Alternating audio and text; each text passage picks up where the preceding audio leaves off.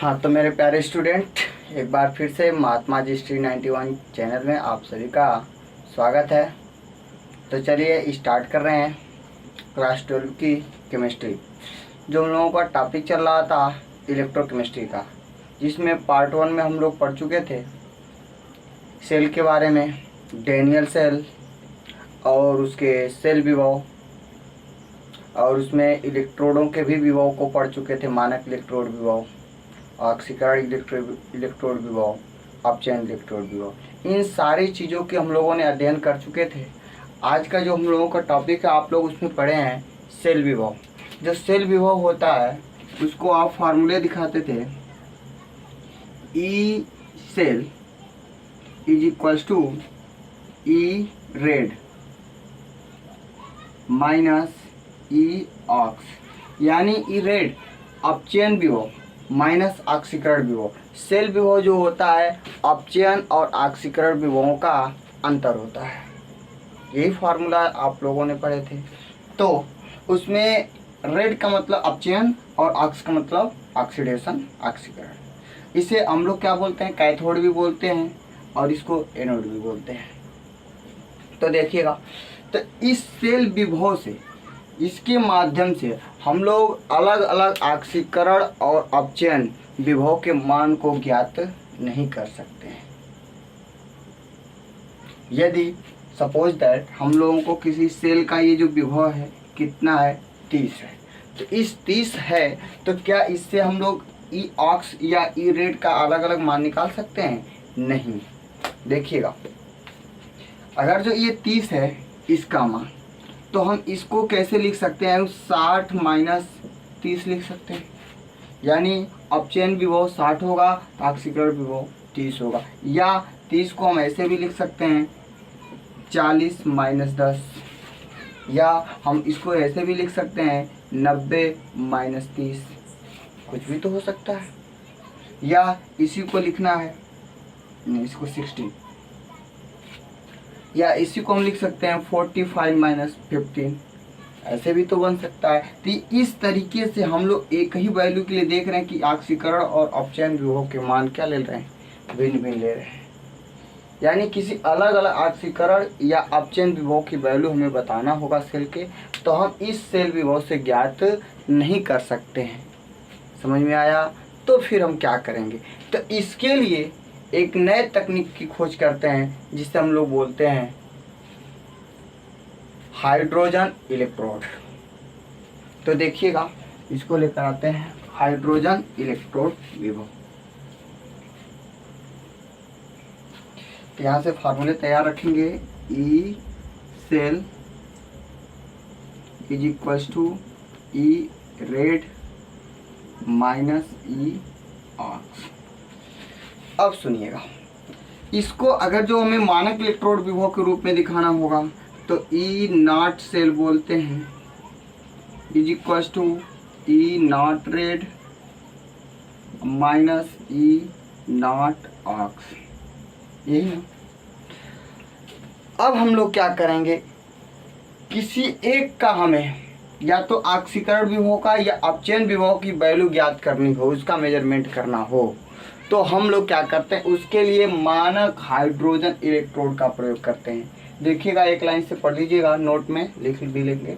Cell विभव अपचयन व ऑक्सीकरण विभव के अंतर होता है, और इस अंतर से हम ऑक्सीकरण और अपचयन विभव को अलग अलग मान नहीं बता सकते।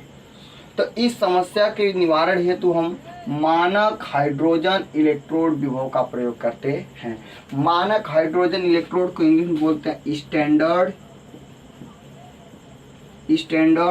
हाइड्रोजन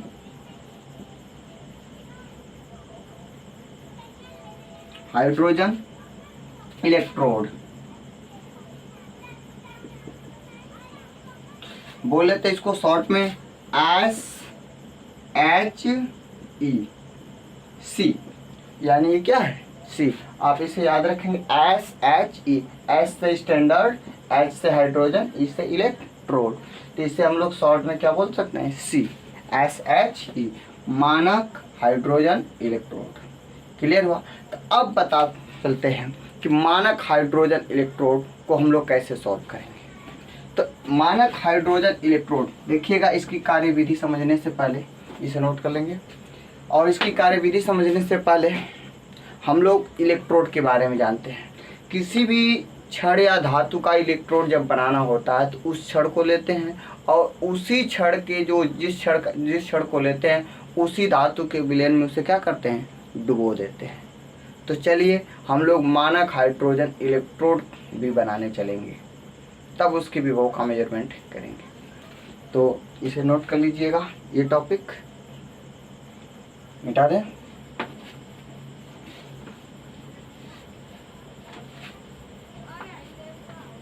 देखिएगा, पहले इसकी क्रियाविधि समझने से पहले हम लोग क्या समझेंगे, इसके इलेक्ट्रोड विभव के बारे में। तो इसकी इलेक्ट्रोड बनाने के लिए सर्वप्रथम हम लोग क्या करते हैं, एक पात्र लेंगे और इस पात्र में क्या करेंगे, हाइड्रोजन का इलेक्ट्रोड बनाना है।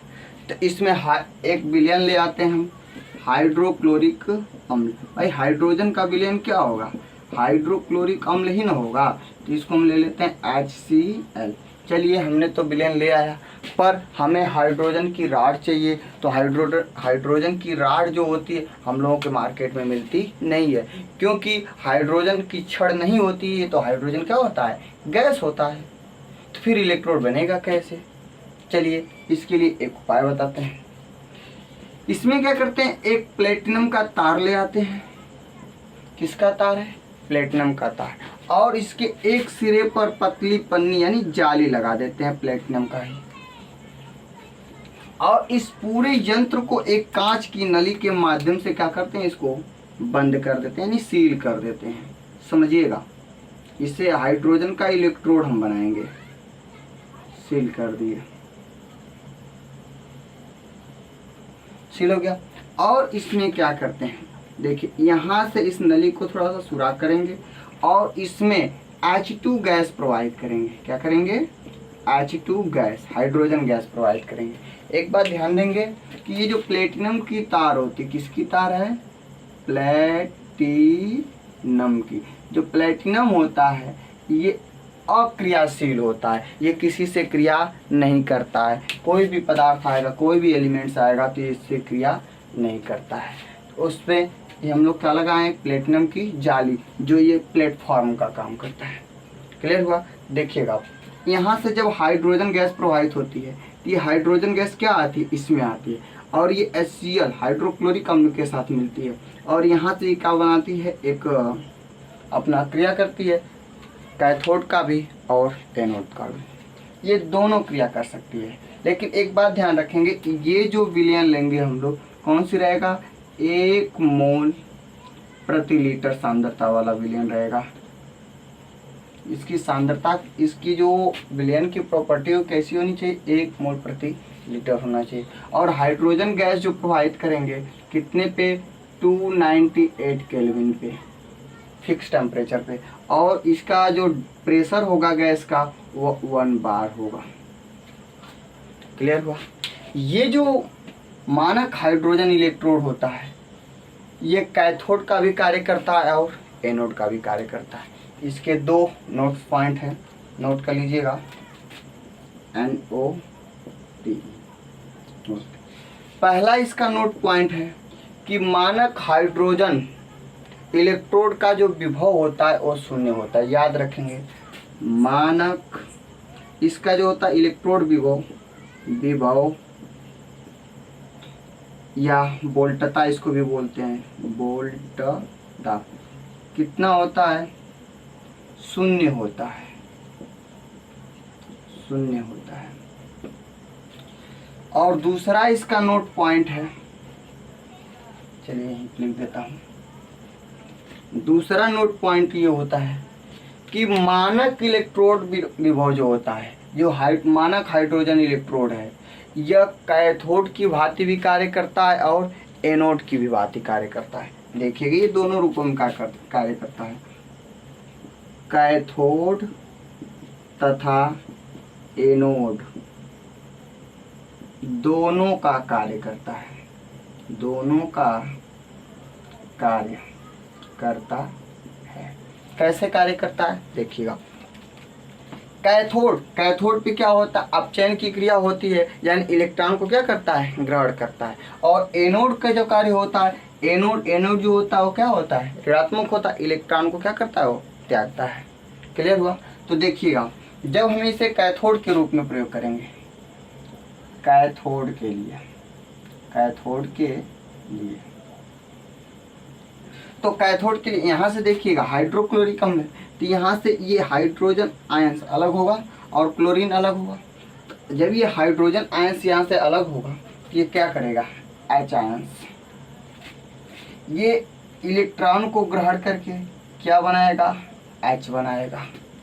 आई अगर ये पॉजिटिव है, एक इलेक्ट्रॉन पाया तो H बनाया, तो क्या H कभी भी ये परमाणु हो गया तो स्वतंत्र अवस्था में रहेगा, नहीं। तो इसे रिएक्शन को कंप्लीट करना होगा, 2 से यहाँ मल्टीप्लाई कर देते हैं, कितना हो जाएगा 2 इलेक्ट्रॉन। तो ये मेरा क्या बन गया, H2 गैस बन गया, और गैस बन करके क्या करेगा, यहाँ से बाहर निकल जाएगा। समझ में आया। फिर से हाइड्रोक्लोरिक अम्ल है ना, यहाँ से हाइड्रोजन आयंस है, हाइड्रोजन आयंस क्या करेगा, यहाँ से इलेक्ट्रॉन को क्या करेगा, ग्रहण करेगा, और इलेक्ट्रॉन को ग्रहण करके क्या बना देगा, अपने आप को हाइड्रोजन गैस बना देगा, और गैस बना करके यहाँ से निकल जाएगा। क्या हुआ, ये कैथोड का कार्य हुआ। अब इसके बाद एनोड के लिए देखेंगे। एनोड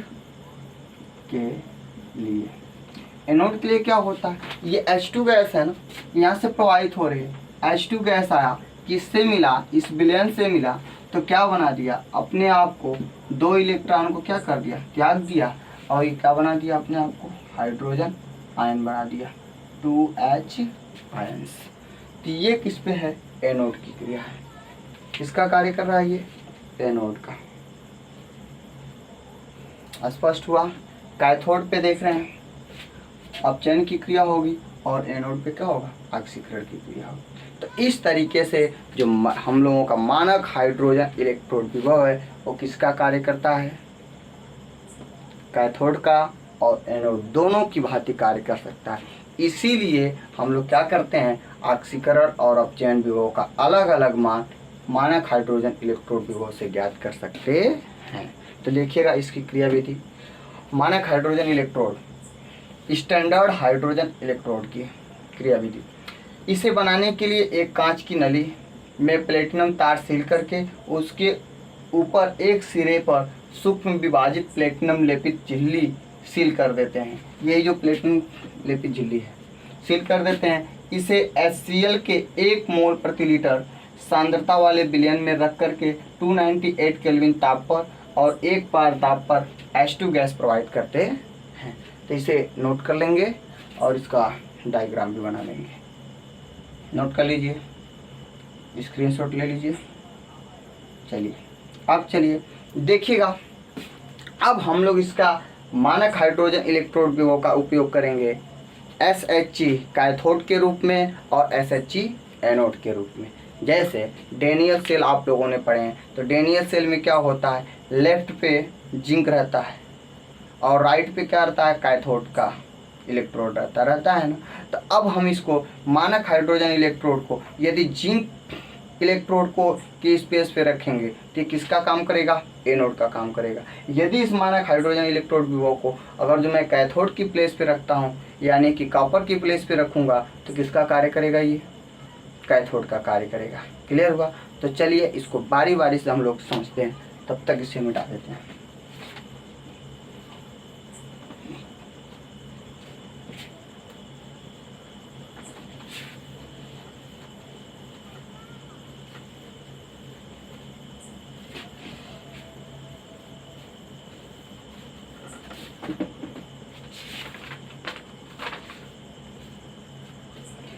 हेडिंग बनाइएगा SHE एनोड के रूप में, SHE एनोड के रूप में। किसके रूप में, एनोड के रूप में। देखिएगा SHE एनोड के रूप में, एनोड के रूप में कहाँ पे रहेगा, एनोड कब आता है, लेफ्ट पे रहता है। तो लेफ्ट पे हम लोग किसको रखेंगे, SHE को, और राइट पे किसको रखेंगे, कैथोड को। भाई अब जिंक को हटा दिए तो कैथोड का ही बचेगा ना। तो यहाँ पे क्या रखेंगे, कैथोड का। देखिएगा ये कैथोड की छड़, इलेक्ट्रोड को कैसे हम लोग बनाते थे, एक कॉपर की छड़ लेते थे, किसकी छड़ लेते थे, कॉपर का, और इसको किस विलेन में डुबोते थे, कॉपर सल्फेट के विलेन में डुबोते थे। तो देखिएगा ये क्या है, CuSO4 का विलेन है, CuSO4 कॉपर सल्फेट का विलेन है। और इसे क्या करते हैं, एक गैल्वेनोमीटर से जोड़ करके इसके तार को हम लोग क्या करते हैं, यहाँ पे जोड़ देते हैं, जो हम लोगों को धारा को मेजरमेंट करके बताता है। क्या ये परिपथपूर्ण है, नहीं। इसे क्या करते हैं, एक लवण सेतु से जोड़ देते हैं,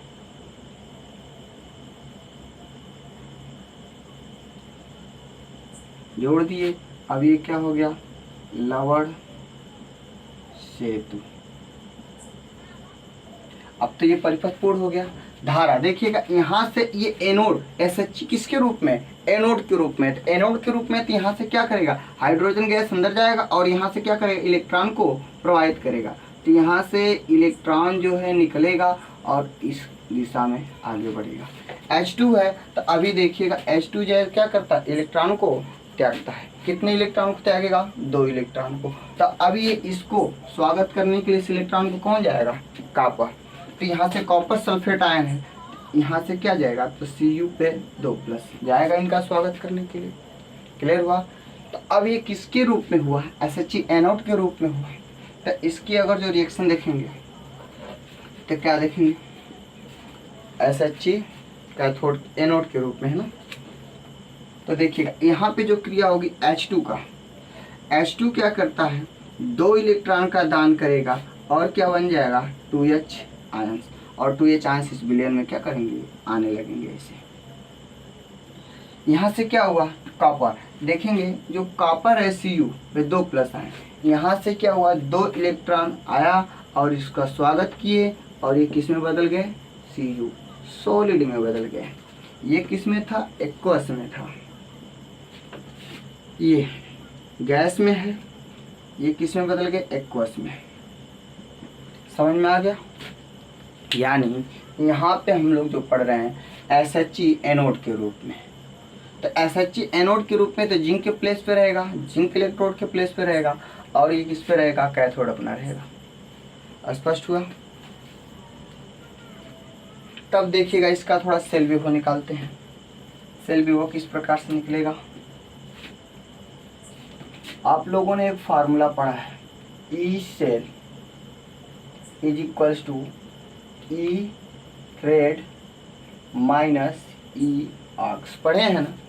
अब देखिएगा ये जो है आपका एक अर्ध सेल का काम कर रहा है ना। तो ये किस पर है, ऑक्सीकरण विभव पे है, ऑक्सीकरण पे है। ये किस पर है, अपचयन पे है।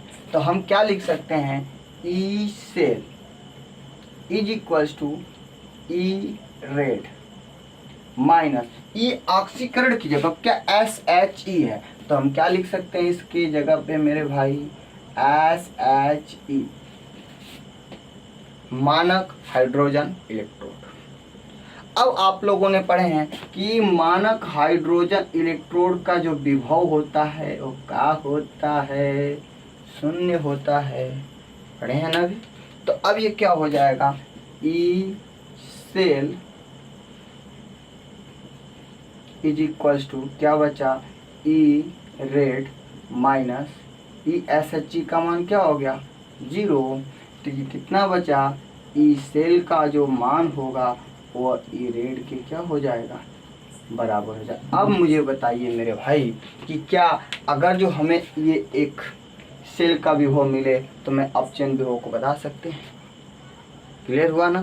तो अब इसके मानक हाइड्रोजन इलेक्ट्रोड विभव की सहायता से, इलेक्ट्रोड की सहायता से हम लोग क्या कर सकते हैं, किसी ऑक्सीकरण या अपचयन विभव की गणना कर सकते हैं। हाँ एक बात देखिएगा, इसको जो रेड है, रेड का मतलब क्या है, रिडक्शन अपचयन है। तो इसको आप लोग किस पे देखते हैं, कैथोड पे है। तो आप इसे ये भी डिनोट कर सकते हैं, ई कैथोड। करेक्ट। नोट कर लीजिए इसे। फिर चलते हैं SHE कैथोड के रूप में।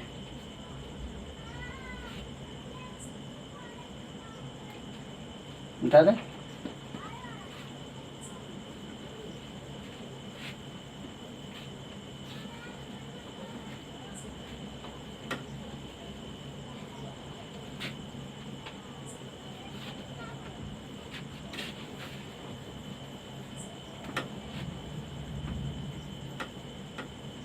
देखिएगा SHE कैथोड के रूप में, SHE standard hydrogen electrode. Anode के रूप में, एनोड के रूप में तो हो चुका है, कैथोड के रूप में, कैथोड के रूप में। तो इस बार जो SHE रहेगा हम लोग कहाँ रहेगा, एनोड के, कैथोड के रूप में रहेगा। तब कैथोड कहाँ पे होता है, राइट साइड में होता है सेल के, यही ना। और ये एनोड कहाँ होता है, लेफ्ट में होता है। तो यहाँ पे क्या रहेगा, एनोड रहेगा। तो एनोड किसका बना होता है डैनियल सेल के लिए, जिंक का होता है। तो इसमें क्या लेंगे हम लोग, एक जिंक की छड़ लेंगे और इसमें किसका विलयन डालेंगे, जिंक सल्फेट का। तो चलिए इसमें जिंक सल्फेट का विलयन हम लोगों ने ले आया, ZnSO4 होता है। अब इसे किसके साथ कनेक्ट करना है, SHE के। SHE के लिए क्या होता है, हाइड्रोक्लोरिक अम्ल का विलयन होता है। तो इसमें क्या है, HCl। और इसमें क्या लगा रहता है, एक प्लेटिनम का तार लगा रहता है और इसके एक सिरे पर पतली झिल्ली का पन्नी होता है या जाली होता है। और इसे एक कांच की नली के माध्यम से इसे सील कर देते हैं।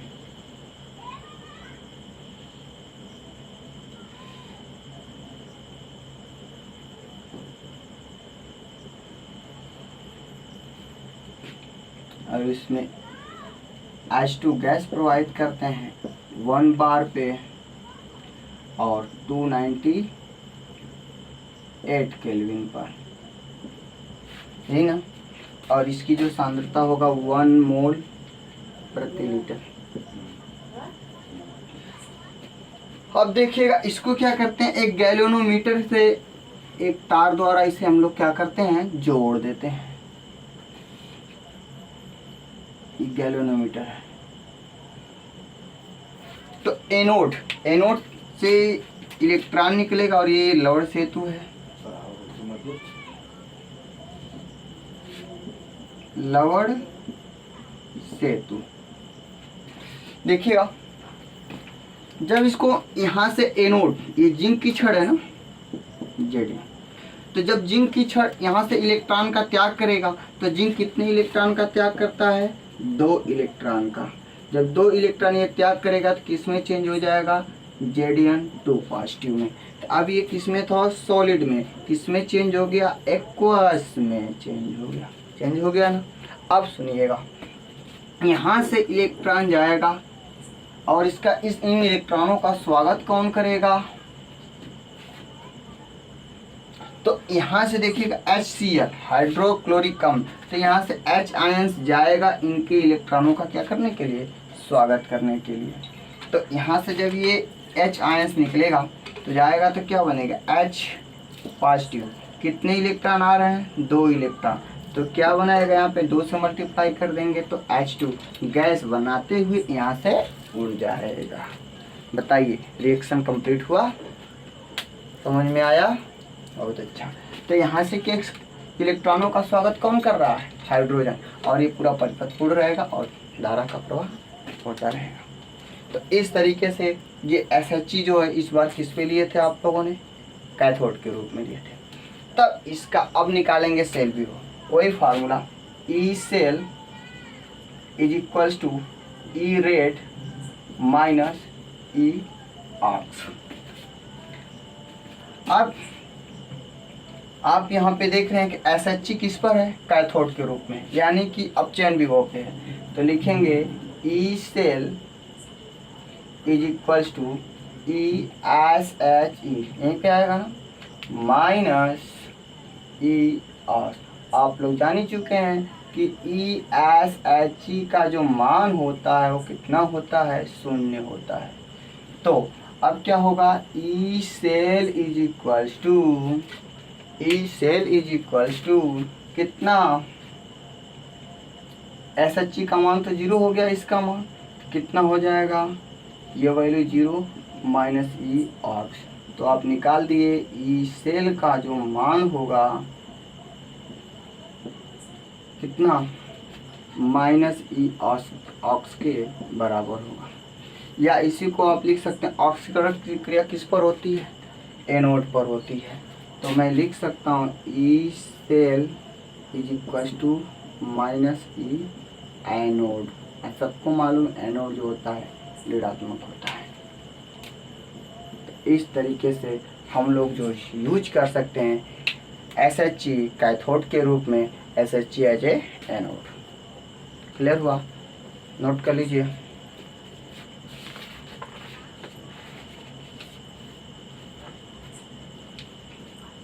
नोट हो गया।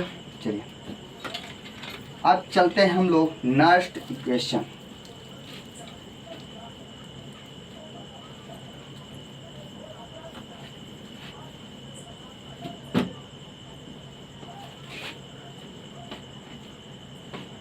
हेडिंग बनाइए, नेक्स्ट समीकरण।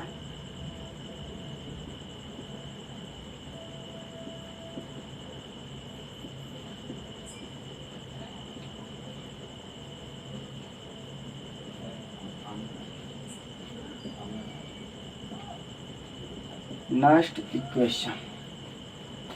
इक्वेशन क्या होता है, इसके लिए मान लेंगे कि माना कोई एक उत्क्रमणीय अभिक्रिया है।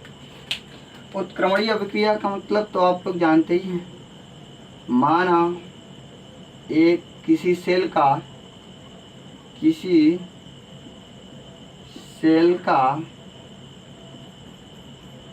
एक उत्क्रमणीय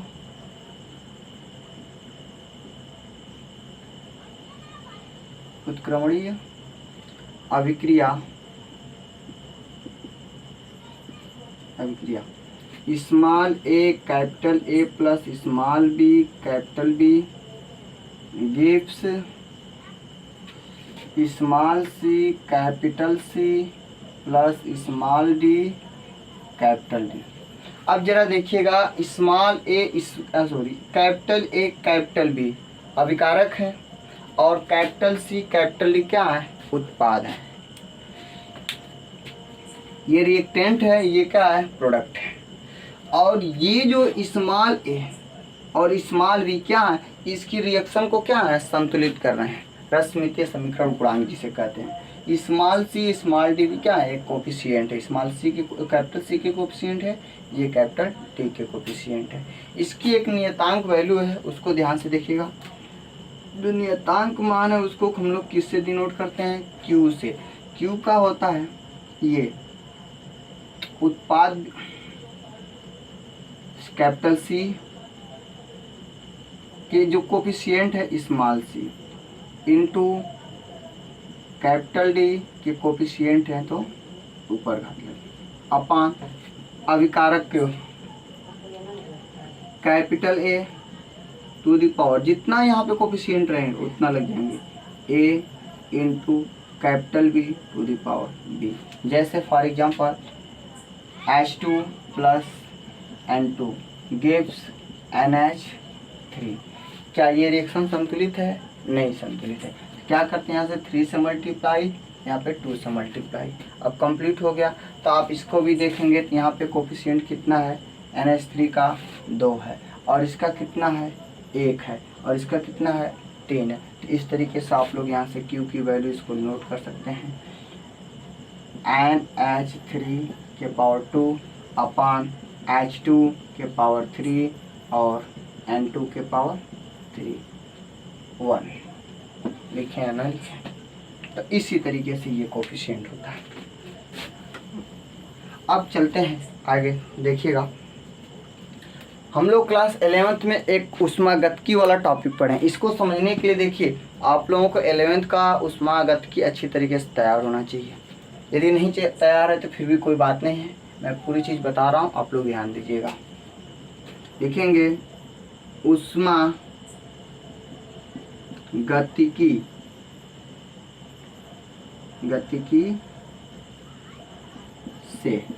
ऊष्मागतिकी से इसका फार्मूला आप लोगों को 11th में मिला है, delta G is equals to delta G naught plus RT ln Q. Q तो आप देख रहे हैं ये क्या है, नियतांक की वैल्यू है। जहाँ थोड़ा इसके बारे में जान जाते हैं। डेल्टा जी गिब्ज ऊर्जा है,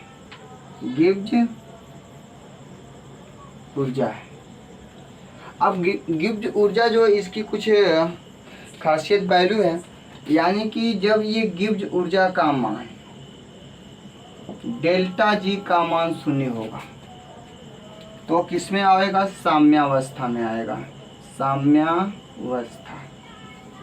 अगर जो डेल्टा जी का मान पॉजिटिव आ रहा है या निगेटिव, यदि डेल्टा जी का मान निगेटिव आ रहा है, ऋणात्मक आ रहा है, समझ रहे हैं, तो इसमें कौन सा होगा, स्वतः प्रक्रम होगा। याद रखेंगे, स्वतः प्रक्रम होता है।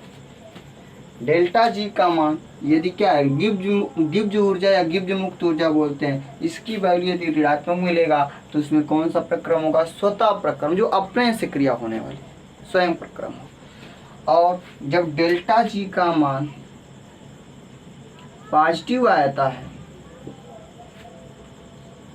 प्लस आता है, कि अस्वतः प्रक्रम होता है, अस्वतः प्रक्रम होता है, यानी कि क्रिया उल्टी होने लगती, यानी अपने से वो प्रक्रम नहीं होता, अपने से क्रिया नहीं होती है, जिसे क्या बोलते हैं, अस्वतः प्रक्रम कहते हैं। और डेल्टा जी नॉट का मान क्या है, डेल्टा जी नॉट जो होता है मानक गिब्ज ऊर्जा है, स्टैंडर्ड गिब्ज एनर्जी, मानक गिब्ज ऊर्जा। और देखिएगा यहाँ पे जो R है ये नियतांक है, एक क्या है, नियतांक है, जिसकी वैल्यू कितना होता है, याद रखेंगे, R is equal to 8.32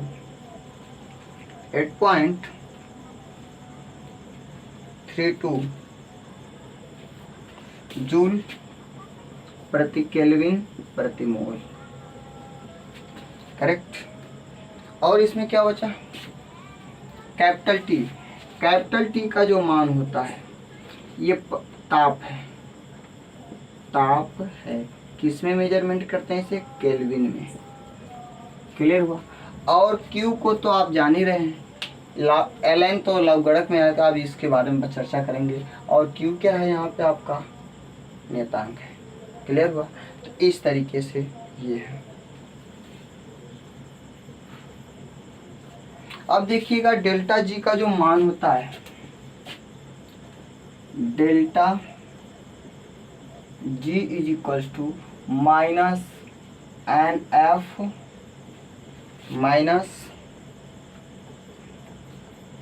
NF E cell, clear. और डेल्टा जी नॉट मानक इलेक्ट्रोड भी वो निकालेंगे, किसका कितना हो जाएगा, NF E सेल नॉट। तो देखिएगा इसे समीकरण नंबर हम लोग 1 मान लेते हैं, और इसको समीकरण नंबर 2 और समीकरण नंबर 3। तो एक काम करते हैं कि समीकरण 1 में समीकरण 2 और 3 का मान रखने पर तो लिख देते हैं समीकरण 1, 2 और 3 से समीकरण 1 में डेल्टा जी का मान रखेंगे, कितना है, minus N F E cell is equals to delta G naught की value minus N F E naught cell plus R T l N Q plus R T l N Q. थोड़ा l N Q के बारे में जान जाते हैं। देखिएगा यहाँ पे जो एल एन क्यू है, L N Q, L N Q का मतलब, एल एन का मतलब होता है कि लवगणक में दो बेस होते हैं, एक बेस ई होता है और एक बेस 10 होता है। तो ध्यान रखेंगे जब ये जो एल एन का मतलब होता है बेस ई, लॉग क्यू बेस ई बोलते हैं, समझ में आया।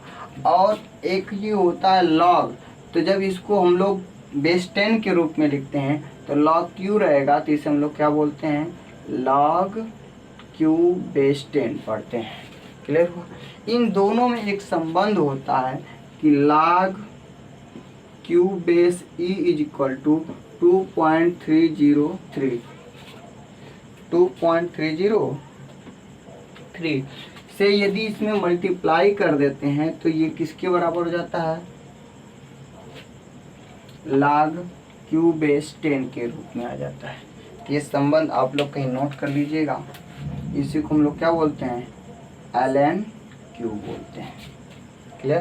तो ये संबंध नोट कर लीजिएगा, कहीं हमेशा आवश्यकता काम करेगा। मिटा दे, आगे चलते हैं।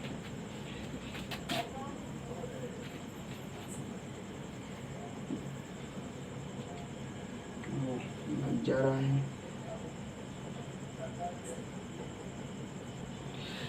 देखिएगा अब हम इसमें क्या करते हैं, एक लाइन बढ़ा देते हैं, minus N F E cell is equals to minus N F E naught cell plus, अब इसमें क्या करेंगे, 2.303 से मल्टीप्लाई, कितना हो जाएगा, 2.303 R T log Q base 10 आ गया। तो अब इसको सिर्फ लॉग क्यू लिखेंगे तभी हम लोग क्या करेंगे, समझ जाएंगे। या आपको थोड़ा सा भी कष्ट है तो 10 बेस लिख सकते हैं।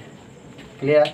अब हम जा रहे हैं माइनस एन एफ से दोनों पक्षों में डिवाइड करने, तो माइनस एन एफ से दोनों पक्षों में भाग देने पर चलिए, तो जब माइनस एन एफ से डिवाइड करेंगे तो कितना बचेगा यहाँ पे, E cell is equals to minus N F से भाग देना पॉजिटिव हो जाएगा, क्या बचा यहाँ पे, ई नॉट सेल। अब ये देखिएगा माइनस एन एफ से डिवाइड किया तो प्लस का क्या हो जाएगा, minus 2.303 R T upon N F log Q base 10। यही है आपके next equation, it is the next equation. ये क्या है, नेक्स्ट समीकरण है। अब चलिए इसके साथ कुछ हम लोग खेल खेलते हैं, तब तक इसे नोट कर लीजिए। हम मिटा दें, कुछ नोट कर लिए, बहुत अच्छा। तो देखिएगा यहाँ से,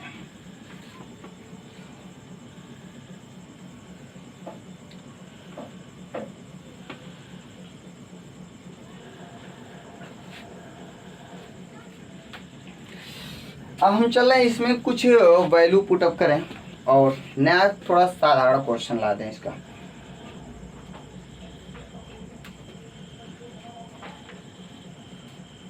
तो चलिए, E cell is equals to E naught cell minus 2.303 तो है। ये आर का वैल्यू हम लोगों को प्राप्त है, कहीं लिखा भी था यहीं पे, 8.32 इंटू क्या लिख देंगे, 8.32 मल्टीप्लाइड टी। टी कितने टेम्परेचर पे रहता है हम लोगों का, 298 केल्विन पे। तो इसका कितना लिखेंगे 298 अपॉन n की वैल्यू हमें नहीं पता है। n की वैल्यू जो होता है रिएक्शन से मिलता है, कितने इलेक्ट्रॉनों का स्थानांतरण हो रहा है। n जो होता है स्थानांतरित इलेक्ट्रॉनों की संख्या को प्रदर्शित करता है। और देखिए f जो होता है फैराडे नियतांक होता है। तो यहाँ पे एक लाइन बढ़ाकर लिख भी लेंगे, भूल गए थे।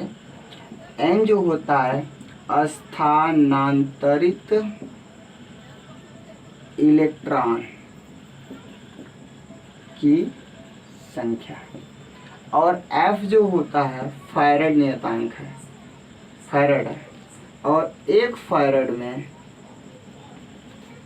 96,500 कूलम के बराबर होता है। क्लियर? तो यही बात, n की वैल्यू तो हमें नहीं पता है, लेकिन f की वैल्यू कितना है 96,500 और मल्टीप्लाइड में क्या है log Q। क्या लिख देते हैं log Q बेस 10। हाँ, अब जरा देखिएगा, क्या हम लोग इनको सॉल्व कर सकते हैं? तो इसको सॉल्व करेंगे मेरे भाई तो कितना आएगा, E0 cell is minus 0.0591 upon n log Q। आप लोग अपने घर द्वारे खूब अच्छा से नहा धो करके सॉल्व करते रहिएगा। क्लियर? तो ये भी आपको नष्ट समीकरण ही है, नष्ट समीकरण है, यानी हम लोग इसको शॉर्ट में पा गए। अब Q की वैल्यू खोज करके इसमें रख देंगे और ये सेल विभव का मान को ज्ञात कर लेंगे नष्ट इक्वेशन से। नोट कर लीजिए।